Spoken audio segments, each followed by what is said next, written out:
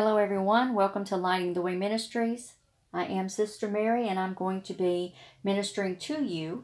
Our topic today is pardon and purpose. This is in Genesis chapter 45 verses 4 through 8, and we will also pick up in reading Genesis chapter 45. The noble words in which Joseph dissipates his brother's doubts have as their first characteristic the recognition of the God by whom his career had been shaped, and for their next, the recognition of the purpose for which it had been. There is a world of tenderness and forgiveness in the addition made to his first words in verse 4. Joseph, your brother. He owns the mystic bond of kindred and thereby assures them of his pardon for their sin against it. It was right that he should remind them of their crime, even while declaring his pardon. But he rises high above all personal considerations and graciously takes the place of soother instead of that of accuser. Far from cherishing thoughts of anger or revenge, he tries to lighten the reproaches of their consciences. Thrice over in 4 verses he traces his captivity to God. He had learned that wisdom in his long years of servitude and had not forgotten those of rule. There will be little disposition in us to visit offenses against ourselves on the offenders if we discern God's purpose working through our sorrows and see, as the psalmist did, that even our foes are men which are thy hand, O Lord. True, his overruling providence does not make their guilt less, but the recognition of it destroys all disposition to revenge. An injurer may one day unite in adoring the result of what the one suffered at the other's hands. If we would cultivate the habit of seeing God behind second causes, our hearts would be kept free from much wrath and bitterness. So we're going to pick up in our reading Genesis chapter 45. Then Joseph could not restrain himself before all those who stood by him, and he cried out, "Make everyone go out from me." So no one stood with him, while Joseph made himself known to his brothers. As he wept aloud, and the Egyptians and the house of Pharaoh heard it, then Joseph said to his brothers, "I am Joseph. Does my father still live?" But his brothers could not answer him, for they were dismayed in his presence. And Joseph said to his brothers, "Please come near to me." So they came near. Then he said, "I am Joseph your brother, whom you sold into Egypt. But now, do not therefore be grieved or angry with yourselves because you sold me here, for God sent me before you to preserve life. For these 2 years the famine has been in the land, and there are still 5 years in which there will be neither plowing nor harvesting. And God sent me before you to preserve a posterity for you in the earth, and to save your lives by a great deliverance. So now it was not you who sent me here, but God. And he has made me a father to Pharaoh, and Lord of all his house, and a ruler throughout all the land of Egypt. Hurry and go up to my father, and say to him, Thus says your son Joseph, God has made me Lord of all Egypt. Come down to me, do not tarry. You shall dwell in the land of Goshen, and you shall be near to me, you and your children, your children's children, your flocks and your herds, and all that you have. There I will provide for you, lest you and your household and all that you have come to poverty. For there are still 5 years of famine. And behold, your eyes and the eyes of my brother Benjamin. See that it is my mouth that speaks to you. So you shall tell my father of all my glory in Egypt, and of all that you have seen. And you shall hurry and bring my father down here." Then he fell on his brother Benjamin's neck and wept, and Benjamin wept on his neck. Moreover, he kissed all his brothers and wept over them. And after that his brothers talked with him. Now the report of it was heard in Pharaoh's house, saying, "Joseph's brothers have come." So it pleased Pharaoh and his servants well. And Pharaoh said to Joseph, "Say to your brothers, do this, load your animals and depart. Go to the land of Canaan. Bring your father and your household and come to me. I will give you the best of the land of Egypt, and you will eat the fat of the land. Now you are commanded to do this. Take carts out of the land of Egypt, of your little ones and your wives. Bring your fathers and come. Also do not be concerned about your goods, for the best of all the land of Egypt is yours. Then the sons of Israel did so, and Joseph gave them carts according to the command of Pharaoh, and he gave them provisions for the journey. He gave to all of them, to each man, changes of garments. But to Benjamin he gave 300 pieces of silver and 5 changes of garments. And he sent to his father these things: 10 donkeys loaded with good things of Egypt, and 10 female donkeys loaded with grain, bread, and food for his father for the journey. So he sent his brothers away, and they departed. And he said to them, See that you do not become troubled along the way. Then they went up out of Egypt, and came to the land of Canaan, to Jacob their father. And they told him, saying, Joseph is still alive, and he is governor over all the land of Egypt. And Jacob's heart stood still, because he did not believe them. But when they told him all the words which Joseph had said to them, and when he saw the carts which Joseph had sent to carry him, the spirit of Jacob their father revived. Then Israel said, It is enough. Joseph my son is still alive, and I will go and see him before I die. Genesis 46. So Israel took his journey with all that he had, and came to Beersheba, and offered sacrifices to the God of his father Isaac. Then God spoke to Israel in the visions of the night, and said, Jacob, Jacob. And he said, Here I am.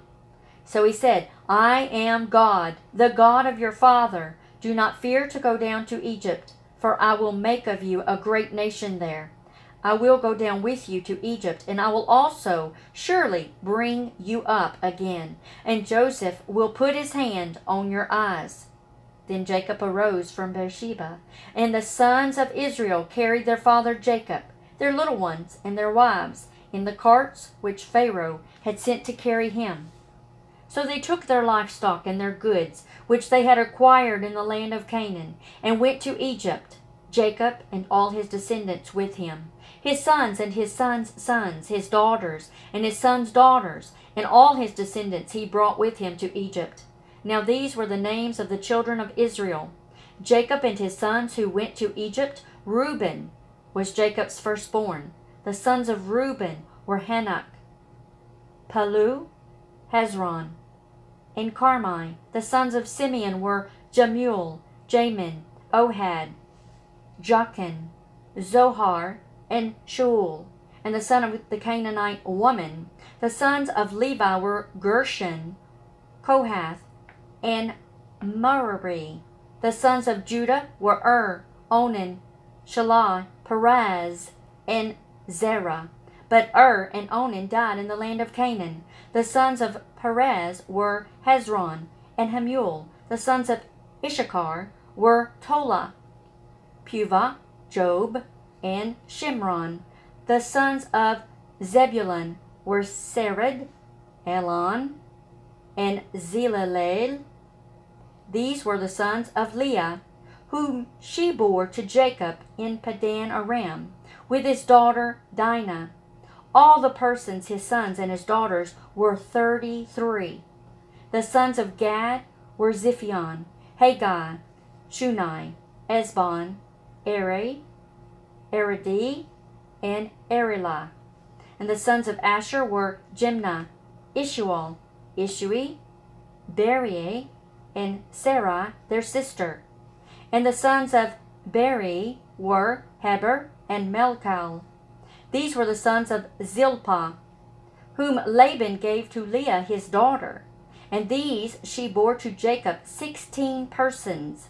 The sons of Rachel, Jacob's wife, were Joseph and Benjamin. And to Joseph in the land of Egypt were born Manasseh and Ephraim, whom Asenath, the daughter of Potipherath, priest of On, bore to him. The sons of Benjamin were Bela, Becher, Ashbel, Gorah, Naaman, Ea, Rosh, Mepham, Hupim, and Ard.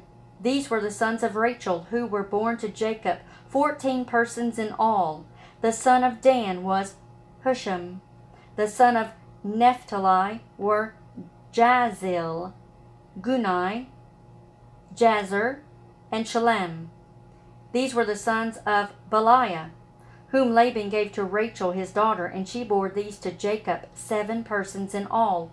All the persons who went with Jacob to Egypt, who came from his body, besides Jacob's sons' wives, were 66 persons in all. And the sons of Joseph, who were born to him in Egypt, were 2 persons. And all the persons of the house of Jacob who went to Egypt were 70. Then he sent Judah before him to Joseph to point out before him the way to Goshen. And they came to the land of Goshen. So Joseph made ready his chariot and went up to Goshen to meet his father Israel. And he presented himself to him and fell on his neck and wept on his neck a good while. And Israel said to Joseph, Now let me die, since I have seen your face, because you are still alive.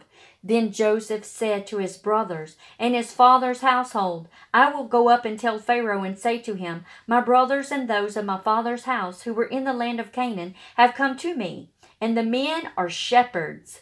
For their occupation has been to feed livestock, and they have brought their flocks, their herds, and all that they have.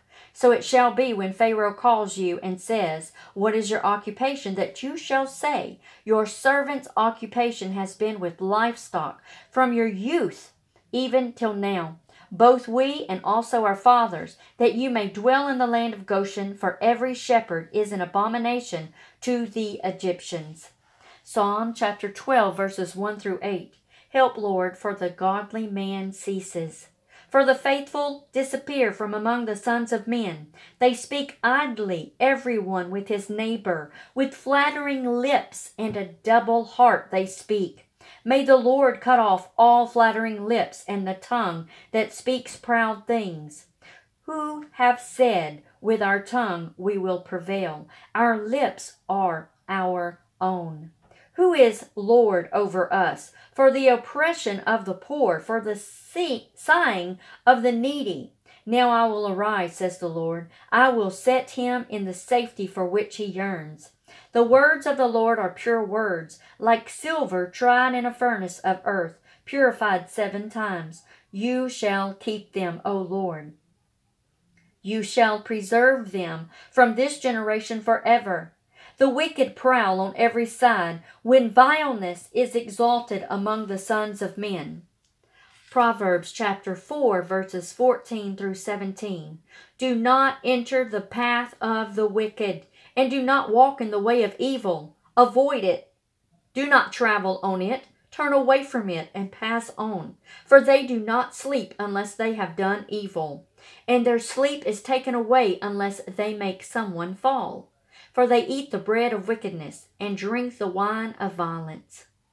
Matthew 15, verses 1 through 20. Then the scribes and Pharisees who were from Jerusalem came to Jesus, saying, Why do your disciples transgress the tradition of the elders? For they do not wash their hands when they eat bread.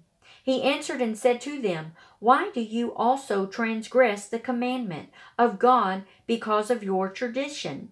For God commanded, saying, Honor your father and your mother, and he who curses father or mother, let him be put to death.